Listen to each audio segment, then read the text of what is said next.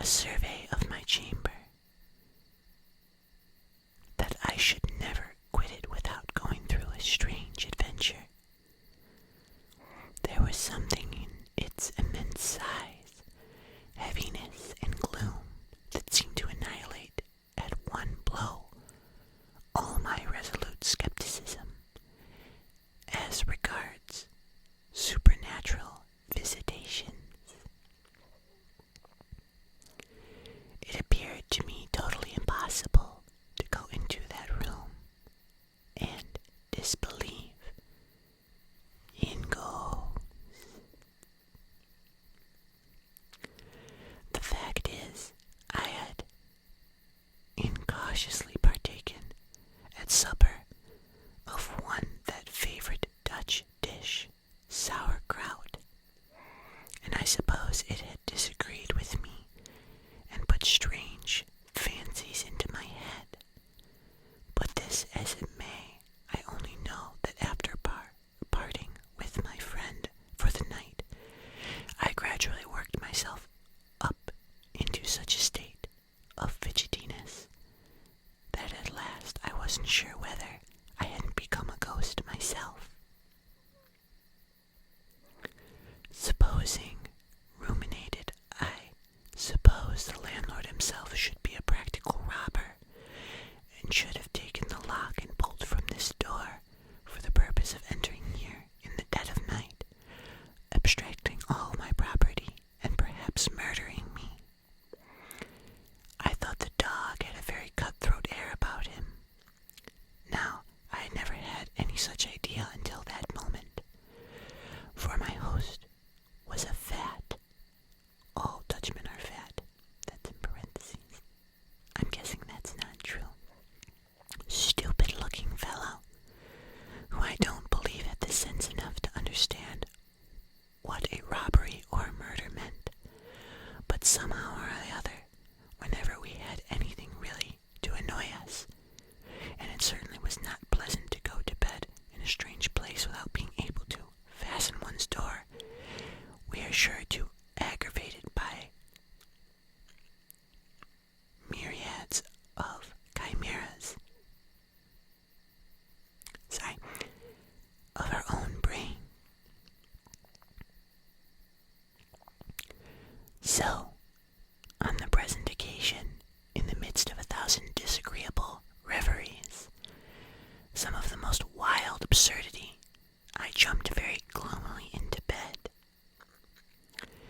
Having first put out my candle, for total darkness was far preferable to its flickering, ghostly light, which transformed rather than revealed objects, and soon I fell asleep, perfectly tired out with my day's riding. How long I lay asleep I don't know, but I suddenly awoke from a disagreeable dream of cutthroats, ghosts, and long, winding passages in a haunted inn. And an indescribable feeling, such as I had never before experienced, hung upon me.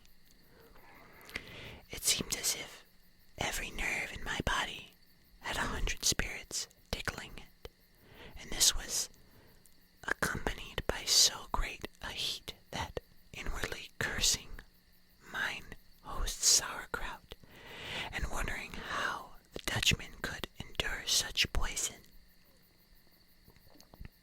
I don't think I've ever had sauerkraut. I was forced to sit up in bed and cool myself. The whole room was profoundly dark, except for at one place where the moonlight falling through a crevice in the shutters, through a straight line of about an inch or so thick upon the floor, clear, sharp, and intensely brilliant against the darkness. I leave you to convince my horror when, upon looking at this said line of light, I saw there a naked human doe.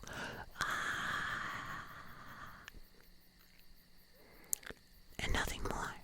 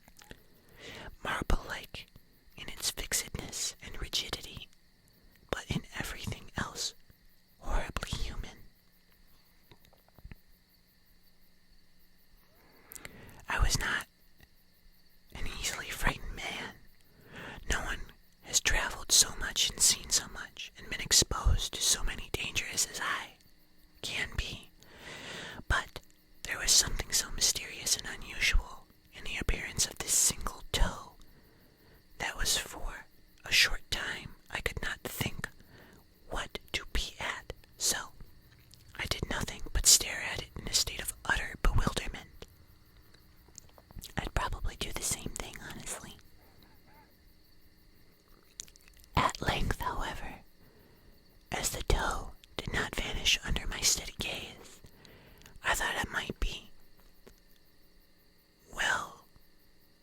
as well to change my tactics.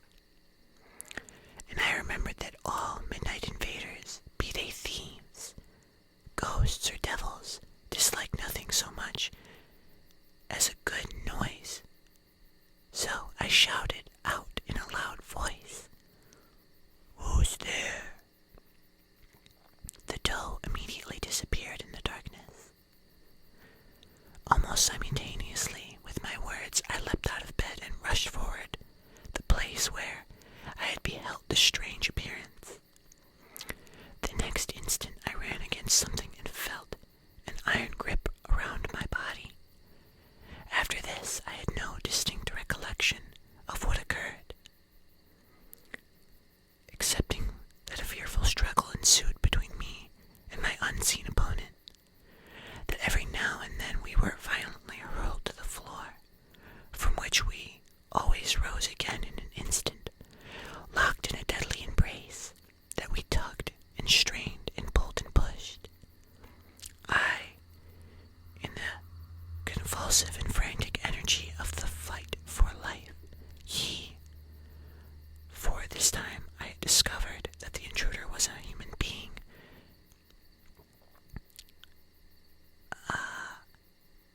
by which passion of which I was ignorant. Yes, he fought with passion of which I was ignorant. That we whirled round and round, cheek to cheek and arm to arm in fierce contest until the room appeared to whiz around with us, and that at least a dozen people, my fellow traveler among them, roused, I suppose by our repeated falls, came pouring into the room with lights and showed me struggling with a man having nothing on but a shirt, whose long tangled hair and wild, unsettled eyes told me he was insane. And then, for the first time, I became aware that I had received in conflict several gashes with a knife, which my opponent still held in his hand. To conclude my story in a few words, for I dare say all of you by this time are getting very tired. I'm hoping you're getting tired. It turned out that my midnight visitor was a madman who was being conveyed to a lunatic asylum, and that he and then my keeper had been obliged to stop at the inn on their way. The poor fellow had contrived during the night to escape from his keeper, who had been carelessly forgotten to lock the door of his chamber, and with that irresistible desire to shed blood, to my many insane people, shed the blood to many insane people, had possessed himself a pocket knife belonging to the man who had charge of him, entered my room, which was most likely the only one in the house, and unfastened, and was probably meditating the fatal stroke when I saw his toe in the moonlight. The rest of his body was being hidden in the shadow. After this terrible freak of his, he was watched with much greater strictness, but I ought to observe, as some accuse for the keeper's negligence, that this was the first act of violence he had ever attempted. And that's the end of the story. That's pretty spooky, huh? Well, I hope you guys enjoyed it, and I hope it helped you to sleep. But it's time for me to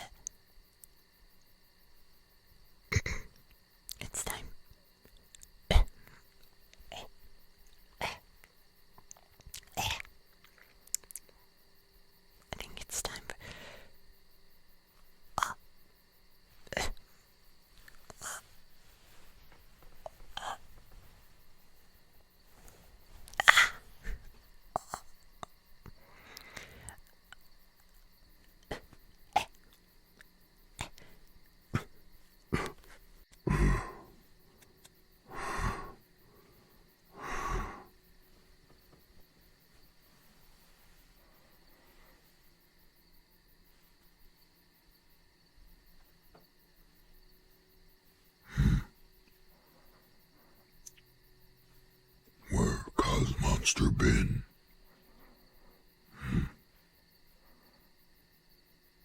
Me not remember where me been for the past couple of weeks.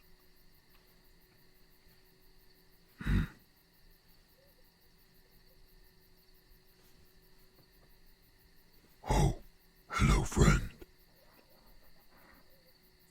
Goodbye. For now. Go to sleep.